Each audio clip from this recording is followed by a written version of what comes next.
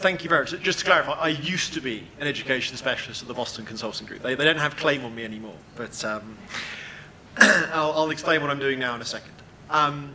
For me, it's not just a pleasure and a real privilege to be asked to speak today. It's actually very reassuring.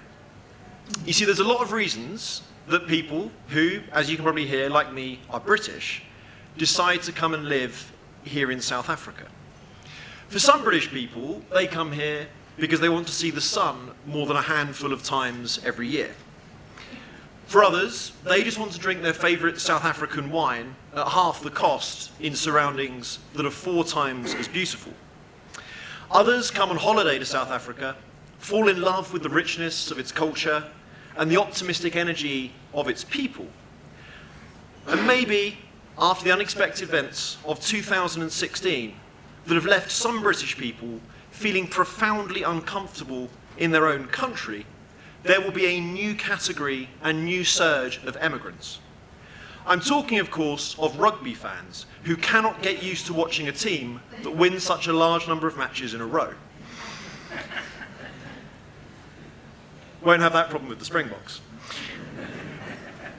But whatever the most popular reasons, I think mine was one of the few applications so far motivated by a belief that the greatest potential for meaningful innovation and education lay on the African continent, and that South Africa could be the engine room of that change. So it's nice to see all of you here today, because it means at least some of you agree with me, or at least being kind enough to pretend that you do. Because when you take a look at the list of speakers and attendees for today's conference, local edtech entrepreneurs and principals of new low-cost private schools, mixing with CEOs of established education companies and senior technology staff from major international corporations, it's clear that innovation in education is in fact fast becoming a cause that's attracting the biggest talents and the brightest minds. And rightly so. It's 18 years since Thabo Mbeki, in a speech barely half an hour from here, declared that the 21st century would be the African century. And since then, there has been some remarkable progress on the African continent. Real average income since 1999 are up over 50%. Life expectancy has increased by nearly 20%, and infant mortality has halved. While we must never be complacent and always retain our urgency in that war on poverty and disease, we should also be clear that we are winning it. We must now also turn our energy to the remaining question that we need to get right if the 21st century will really become the African century, and that's education. Because if there is one issue that even extreme Africa optimists like me cannot yet put a positive spin on, it's education. Today's children of primary school age will shape this continent beyond 2050. But according to UNESCO, some 30 million of them are not in school, and half of those have never been to school. That's not just a question of failed states. It's a challenge facing some of Africa's richest economies. At the last count, there are over 1 million children out of school in each of Kenya, Cote d'Ivoire, Nigeria, and Ethiopia. A further 30 million children are estimated to be in school but not learning. A lethal cocktail of underfunding, underskilled or entirely absent teachers, and subterranean expectations are meaning they leave school bereft of functional literacy or numeracy. Let's turn the question closer to home. In South Africa, this is the world's 30th biggest economy, and Africa's most industrialized. Since that Mbeki speech, incomes are up over 30%, and infant mortality is down 38%. But how will we continue that trajectory in the next generation when 58% of grade 4s can't read for meaning? When 2/3 of South African 14-year-olds can't reach basic international standards in science and maths? When 60% of students fail matric, and among those, the university dropout rate is 50%. And this problem is especially urgent, because if we keep doing things the same way, we aren't even going to get the same results. Things will get worse as population pressures stretch already thin resources, competition from other countries intensifies, and the demands of modern economies and societies get more taxing. Business as usual is comprehensively failing in education in South Africa and across the continent. We've got to do things differently and seize on the dynamism and optimism that is one of African nations' most uniting and most enduring qualities.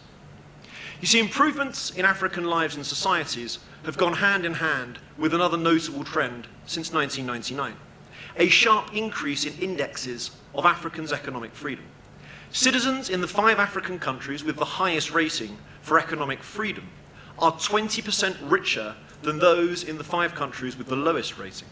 The twin engines of human progress, free trade and free enterprise, along with scientific and technological innovation, work as surely in Africa as anywhere else in the world, and we are beginning to discover that they work as surely in education as in any other area of life.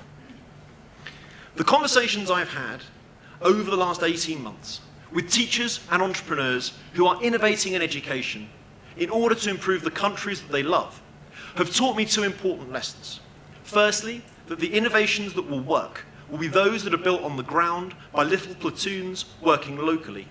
And secondly, that education innovation is not an area where Africa needs to follow the rest of the world. It's an area where Africa is going to lead it. One important part of this is a grassroots coalition of parents, principals and entrepreneurs who are banding together to create more affordable private schools as an alternative to failed public provision. Whether it's the schools run by Future Nation and Future Learn that I had the pleasure of spending time in yesterday, or the brilliant provision I've previously witnessed at Spark, or what's being done by Pioneer or Kuro or others, we should welcome these innovators with the most open of arms. Innovation, however, does not only exist in the private sector, and we should recognise that the government schools that are the most effective tend to be those with the most freedom to operate, like 2 of my favourites, COSAT Academy and Chris Harney Secondary in Kailicha. The idealism of great teachers and the sacrifice of committed parents are 2 of our most powerful weapons to change education, and we must maximise the power and money that goes into their hands. Make parents and teachers stronger, and their communities and the whole country will become stronger as well. But while these innovations are going to help, especially in urban areas and especially with the emerging middle class, they will not be sufficient. If we wait until every family and every community has a high-performing school that they can afford, children currently in grade R will be great-grandparents before this country, let alone the whole continent, gets the kind of equality of opportunity that we all believe is a moral and economic imperative. And then you still won't be reaching any of the university or vocational or TVET students or adult learners who also desperately need our help. And that is where technology can come in. Because at the heart of the remarkable improvements in African lives and societies over the last 20 years is scientific and technological innovations that overcame seemingly insurmountable structural barriers, from mass vaccinations to mobile money payments. If we want to overcome the roadblocks to reform that exist in African education, from the challenges of serving remote rural areas and the vicious circle that is undereducated and under-supported teachers, to crime, basic nutrition, parental illiteracy and poverty, then we need to look no further than the amazing education technology entrepreneurs that I've been speaking to and hosting at our events and in our cluster over the last year. But at the moment, these entrepreneurs sorely lack the support and opportunities that their talent and innovation richly deserves, and that are given to others who are innovating in other sectors and industries. For example, a great South African company called Sea Monster Games have created a culturally neutral series of animations to help people across Africa with financial literacy. So why isn't someone funding them to create something of the same quality for basic literacy that means all children of whatever background and culture get a head start in learning to read? There's a young woman in the Western Cape who's trying to create a Khan Academy-style platform for teachers and reach those who want to improve in any school at any time. So why don't we have government and business combining to fund and support her initiative so that we can enhance the potential of the most important adults in our education system? There is an online intervention called the Future Authoring Programme that has reduced the university dropout rate in Holland and Canada by over 50% and boosted grades by over 25%. It's been most effective with young black men. So why isn't it being used in every university in South Africa and right across the continent? I could go on and tell you about the amazing cluster of education technology companies that we are hosting in the Bandwidth Barn in Cape Town. Siavula for open source maths and science, Edro teaching computer science through robotics, Hyperion Online who are training the next generation of coders, ARC and Instill who are using new freedoms to drive up standards in government schools. Or I could talk about our EdTech meetup here in Joburg on the 13th of June, to which you're all invited, where local startups like GradesMatch, Clock Education, TutorMe and CRPT will be presenting exciting new technology innovations. But time's limited, and these are only a few examples of the incredible movement of teachers and entrepreneurs across the country trying to use technology to transform life chances. And that is why I am starting, here in South Africa, the first education technology dedicated incubator program on the African continent. Starting next month, we will select the entrepreneurs from right across Africa with the biggest ideas for technology and education, give them R1 million of support each, including 500,000 Rand of direct funding, and grow those ideas so they impact the education system at scale. And they raise standards and change lives right across the country. And then they take those ideas and take them right across the continent. And such is the power and reach of technology that if we all get behind those entrepreneurs and teachers, then for them and their big new innovations, just raising standards in a single country or a single region is a goal that isn't big enough or bold enough. Because just as I believe that it will not be centralized planning or big bureaucracies that harnesses the power of technology to improve education, nor will it be the most developed economies or big global institutions that create the innovations that transform it. This is an area where I believe the developing world is going to lead the developed, and where we here in South Africa can light a touch paper of innovation that spreads first across this continent and then across the world. This could be the beginning of a century where Africa becomes the world's center for an education revolution the way Europe once was for an industrial revolution. A century that's truly an African century, because more and more Africans are educated, whether it's first time or through a second chance, to access the incredible opportunities of life in the modern world. A century where South Africa is looked upon as a global leader in technology and innovation, as a worthy peer by the world's most advanced economies, and as a beacon of hope by the continent's most troubled societies. A century where we prioritize education, because it's never just a battle for one aspect of the economy and society for some of the people, but because education is always a battle for the heart, soul, and future of every corner of every society for everyone. And the more time I spend among entrepreneurs, teachers, and parents across this country and across this continent, the more convinced I am that this education century will be one in which it's a battle we are going to win. Thank you very much.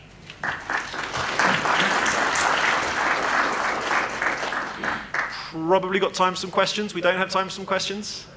2 questions. 2 questions, okay. Don't all rush at once. Yeah. My name is Howard Blight. I'm a co-founder of AgriColleges International. Yeah. You're with the British government? No, I used to be. I used to be a special advisor to the British government. Okay. And so now you have your own organization? Yes, so I've co-founded with the Cape Innovation and Technology Initiative, who are a tech innovation hub in Cape Town.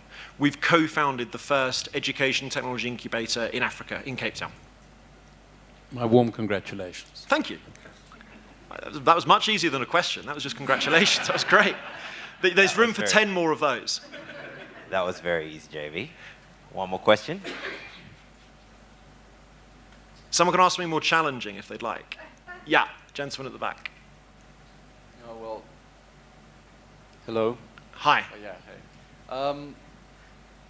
So you speak about ideas that can change and grow across Africa. Some of the best ideas that we've seen, the most successful programs, are actually community-based ones, Uh-huh. which use a lot of blended approaches. Yeah. So, I mean, maybe you'd like to explain why and how your ideas would be able to spread across Africa when we haven't seen that happening so far. No, sure. So I think why has it not happened yet? I think that there are business challenges to spreading across the African continent that don't necessarily at the moment exist on other continents. So, America is the quintessential example. Starting something in Arizona and selling it in New York is much easier than starting regulatory, transport, infrastructure, etc., than it is to start something in South Africa and sell it in the DRC. Right? But remember, that was the case about starting something in Singapore and selling it in China, or starting something in India and selling it in Japan not so long ago. So those things can change. I think the big thing that we have realized is that the difference is between technology and other types of businesses, right? So I could not, and I hope I made this clear, be more behind people who are starting either chains of low-cost private schools or chains of government schools in this country. So when I was involved with the UK Department for Education, we were part of a very radical reform of the UK system where we undertook a massive transfer of power away from centralised bureaucracy and let new people set up government schools, right? And the best thing you can do to raise standards in education is take power away from centralised bureaucracies and give it to teachers and give parents more choice of school, right? That, however, is very hard to scale across a continent. Right. It's extremely hard to start a school chain in South Africa and end up with, how many schools would you need to impact Africa at scale? I mean, you'd need to have tens of thousands, right? I mean, it's just unrealistic. If you create an app or a game or something like that, it has the power to scale unbelievably. So the way, for example, something like Uber has scaled cross-culturally, cross-continentally, that shows you what you can do. And I think that South Africa in particular can be a launch pad for that, because I think South Africa has certain business infrastructure advantages over some other countries in the continent, but so many schools, parents and communities here face the same challenges.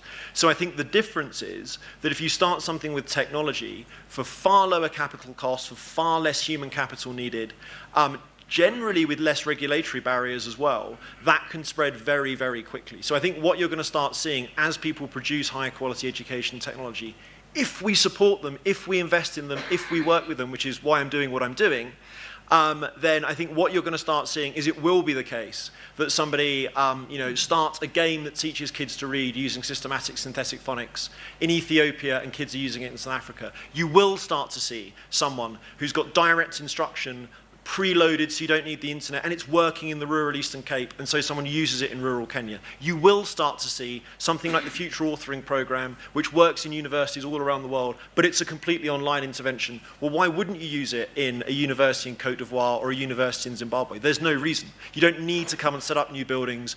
You don't often need to come and kind of have endless government meetings, to try and set things up. You can just move it with technology. So I think the answer to your question is that it is extremely difficult to scale stuff across the African continent. We all know that.